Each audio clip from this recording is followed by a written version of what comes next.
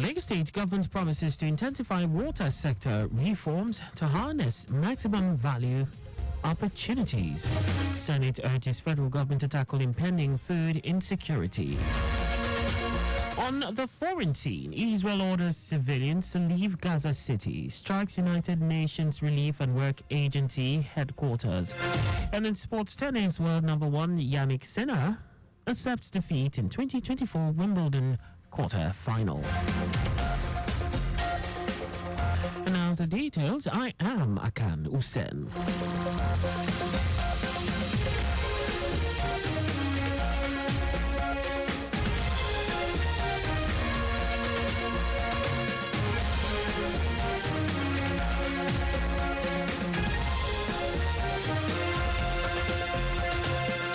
Lagos State Governor Babajide Sanwo-Olu has reiterated his administration's commitment to intensifying sustainable water sector reform solutions to ensure that Lagos can provide maximum value and opportunities through its water resources. Governor Babajide Sanwo-Olu stated this at the official inauguration and signing of a Memorandum of Understanding, MOU, of the Lagos Water Partnership with Resilient Water Accelerator. The governor, who was represented by the Secretary to the State Government, Abimbola Saluhunde, said the present administration is committed to achieving a water-safe city that guarantees access to clean water for all residents.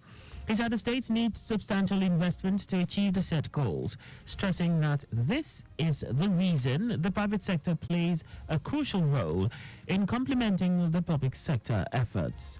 Sanwo-Olu explained that the creation of the Lagos Water Partnership is timely, as the platform will spearhead the development and execution of an investment vision for water security in Lagos, as well as uniting key public and private stakeholders to plan, reflect, and stimulate progress.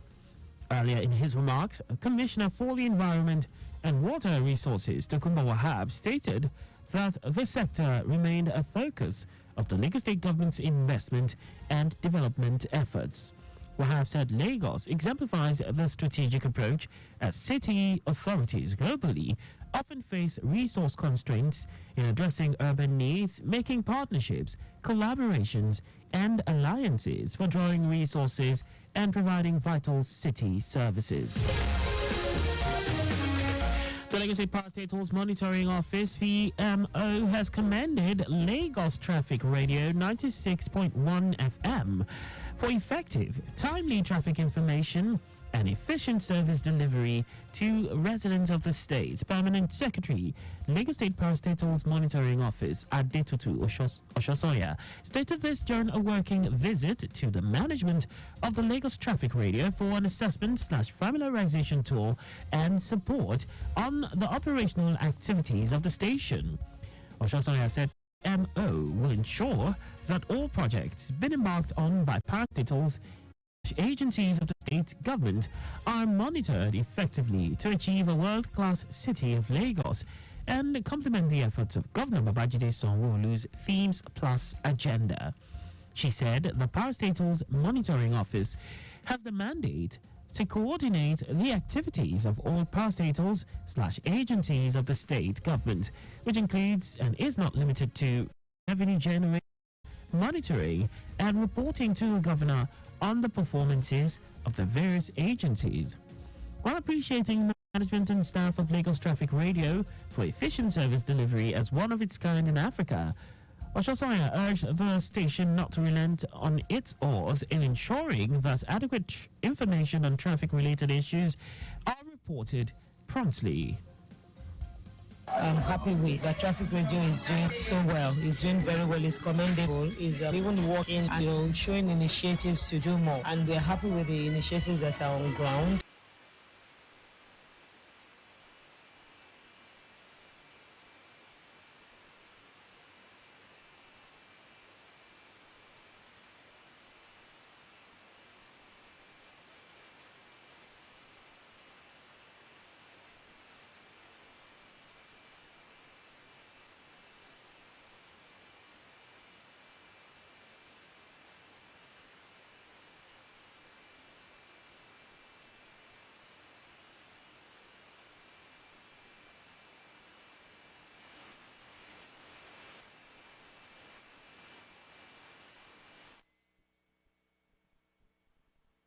Intentionally put in place because there's the need for the station to improve its services to negotiants, thereby adding value to their daily movements.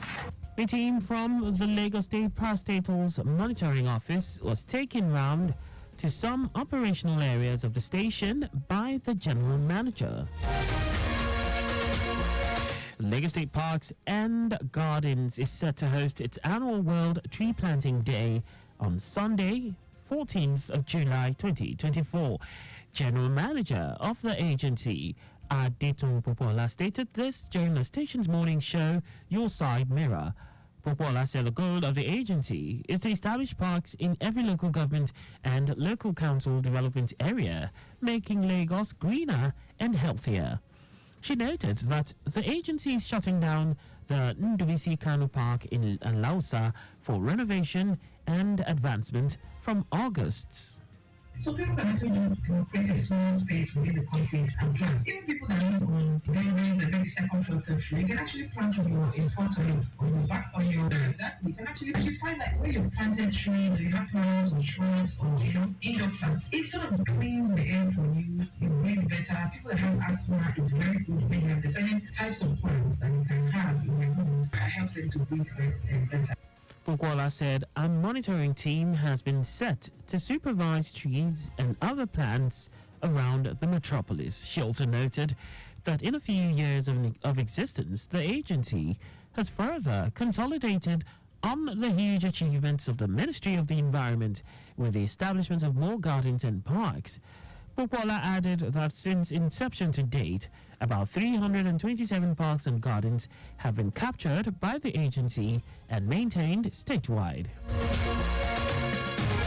And now to the rest of the stories. The Senate has urged the federal government to, as a matter of urgency, initiate measures to tackle the impending food insecurity in the country. It also urged the government to outline the measures implemented to combat the situation and to address Nigerians' concerns regarding it. The Senate's resolution followed the adoption of a motion on the urgent need to address food insecurity and market exploitation of consumables in Nigeria. Leading the debate, lawmaker representing Kogi State, Sunday Karimi, said that in the last few months, the price of goods and household consumables in Nigeria had been at an all-time high. Karimi said the latest data by the National Bureau of Statistics showed that food inflation in the country skyrocketed to 40.66% on a year-on-year basis, representing a significant increase from 24.82% recorded in May 2023. He said insecurity in food-producing regions, bad roads, increase in cost of transportation, and depreciation of the value of the naira had been identified as possible factors contributing to increase in price of food items and other consumables.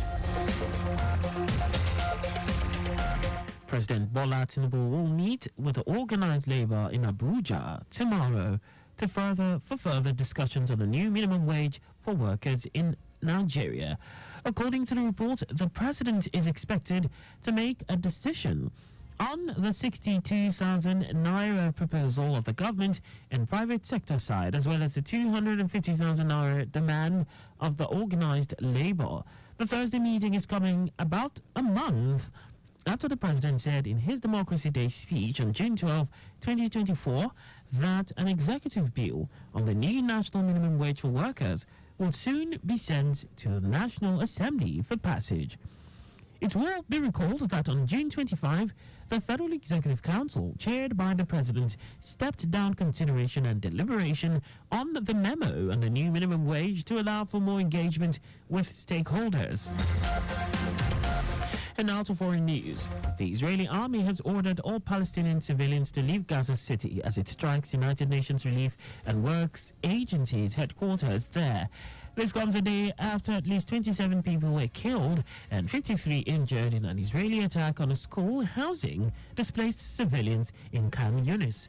4 schools have been hit in as many days as Israel has forced thousands of Palestinians to flee Khan Yunis and Gaza City.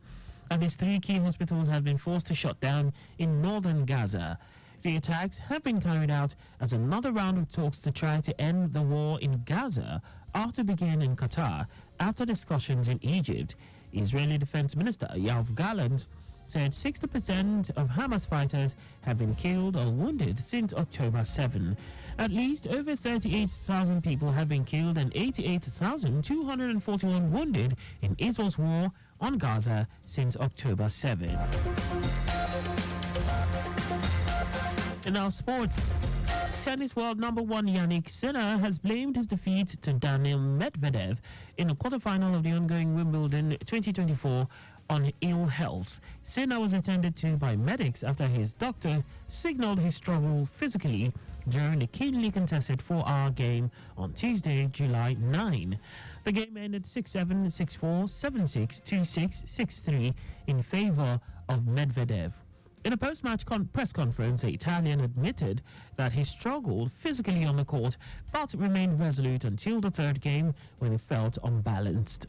Sinner acknowledged that Medvedev outplayed him and deserved the victory.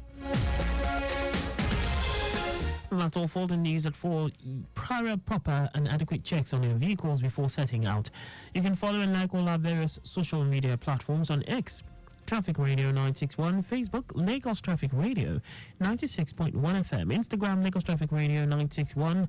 On YouTube, subscribe and watch us live on our channel, Traffic Radio 961. You can also visit our website on www.trafficradio961.ng. Did you know that the Sanwo-Olu administration provided 61,000 units of single-dual composite furniture for secondary schools? You can get more details on the Lagos State Government website. To end the news, here are the highlights of the major stories. Lagos State Governor Babajide Sanwo-Olu has reiterated his administration's commitment to intensify sustainable water sector reform solutions to ensure that Lagos can provide maximum value and opportunities through its water resources. The Senate has urged the federal government to, as a matter of urgency, initiate measures to tackle the impending food insecurity in the country. We also told you that Israeli army has ordered all Palestinian civilians to leave Gaza City as it strikes United Nations Relief and Works Agency headquarters there. And in sports, tennis world number one Yannick Sinner has blamed his defeat to Daniil Medvedev in the quarterfinal of the ongoing Wimbledon 2024 on ill health. For contact with the newsroom, please send a message to info@trafficradio961.ng. And that ends the news broadcast compiled by Zainab Adibeshing. I am Akan Usen. Thanks for listening and please stay safe. Good afternoon.